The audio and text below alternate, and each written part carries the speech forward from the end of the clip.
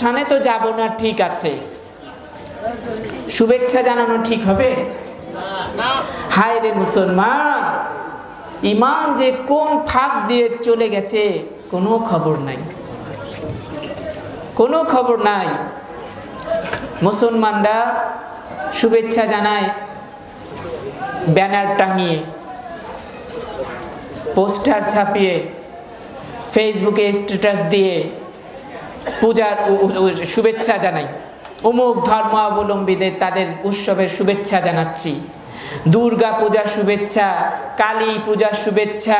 শুধু শুভেচ্ছা না, অনেকে কেউ যদি অনুষ্ঠানে যাওয়ার একটু সুযোগ হয়ে যায়, তারপর তাকে নিয়ে যায়, বলে দুর্গা দেবীর আদর্শে বাংলাদেশের উন্নতি হবে। সবাই কয় নাউজুবিল্লাহ। যে মুসলমান এই কথা বলেছে, সাথে সাথে তার ঈমান নষ্ট হয়েছে যে কোন পর্যায়ে চলে গেছে। কোরআন হাদিস খুলে দেখুন, মরার পর জানাজা পড়া যায় আছে কিনা। কোরআন হাদিস খুলে দেখুন, সেই মুসলমানের মতো তাকে থাকতে হবে, তারপরে তো তার জানাজা। মুসলমানরা কিভাবে শুভেচ্ছা জানায়? দুর্গা পূজার শুভেচ্ছা, সরস্বতীর পূজার শুভেচ্ছা, কালী পূজার শুভেচ্ছা। শুভেচ্ছা তো দূরের কথা, তাদের অর্থনৈতিক ভাবেও লাইট সাজিয়ে, টাকা পয়সা দিয়ে, সে যদি নেতা হয় তার সেই মুসলিম ফান্ড থেকে তাকে টাকা দিতে পারবে না, জায়েজ নাই।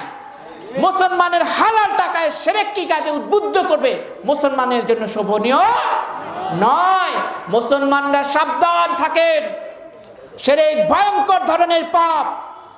আপনার সালাত, সিয়াম সব বরবাদ হয়ে যাবে যদি আপনি শিরকে জড়িয়ে পড়েন। আপনি এত হালকা মনে করবেন না ঈমানটাকে। সকালে মুমিন থাকলে তো কথা দ্বারা বিকেলে কাফের হয়ে যেতে পারেন, আবার সন্ধ্যায় মুমিন তো সকালবেলায় কাফের। আল্লাহ রাসূল সাল্লাল্লাহু আলাইহি ওয়াসাল্লাম হাদিসের মধ্যে কিন্তু বলে গেছেন, অন্ধকার রাত্রির মতো ফিতনা ছেয়ে যাবে, এমন এক অবস্থা হবে। আল্লাহ রাসূল বলছেন, কেউ সকালে মুমিন তো বিকেলেই কাফের, বিকেল পর্যন্ত তার ঈমানটাকে ধরে রাখতে সে পারেনি। আবার বিকেলে মুমিন তো সকালে কাফের, এতটুকু কয়েক ঘন্টার মধ্যে সে মুসলমান থাকতে পারেনি। মুসলমানই তো তার নষ্ট হয়ে গেছে। কেন? এই শিরকের কারণে, এই কুফরির কারণে। তো মুসলিমরা কখনোই কোন পূজার উৎসবের, সেটা ব্যানার টাঙিয়ে হোক, পোস্টার ছাপিয়ে হোক, ফেসবুকে স্ট্যাটাস দিয়ে হোক, টেলিফোনে হোক, সাক্ষাতে হোক, পূজার শুভেচ্ছা, সেটা কি কর্মকাণ্ডের শুভেচ্ছা, সেটা সে জানাতে পারে না। কারণ মুসলিম শিরকের সাথে কোনোদিন আপোষ করতে পারে না। যারা করেছেন, আল্লাহর কসম করে বলছি, এমন জঘন্য অপরাধ করেছেন, 10 জন কেন কোটি মানুষও যদি তাদের ভালো বলে, কোরআন সুন্নাহ সামনে রেখে দেখেন, আপনার মতো নিকৃষ্ট কাজ পৃথিবীতে মুসলিমরা করেনি। আপনি এই কাজ থেকে সাবধান হন। যারা বিশেষ করে দায়িত্বশীল পলিটিক্যাল নেতা, নেতৃত্ব ছোট থেকে নিয়ে বড় পর্যন্ত মুসলিম পরিচয়ধারী আমাদের এই সমস্ত ভাইরা এই ধরনের ভুলের মধ্যে জড়িয়ে পড়েছেন স্বার্থের কারণে। আমি বলবো না যে সবাই না জানার কারণে করে, কথাটা ভুল, তাহলে যেন খুনের আসামি কেউ না জেনে মাফ করে দেওয়ার মতো হয়ে যাচ্ছে। অনেকেই আমাদের দেশে জেনে শুনে শিরক করে, স্বার্থের কারণে করে, কিছুটার ক্ষমতা পাওয়ার জন্য করে, অথচ সে জানেই না আল্লাহ রাব্বুল আলামিন সকল ক্ষমতার মালিক কে? আল্লাহ রাব্বুল আলামিন। তো এই জন্য কারো পূজায় শুভেচ্ছা জানানো যাবে না। যদি কেউ জানিয়ে থাকেন, আল্লাহর কাছে কান্নাকাটি করে আজকে মাপ চেনেন, আল্লাহ মারাত্মক ভুল করেছি।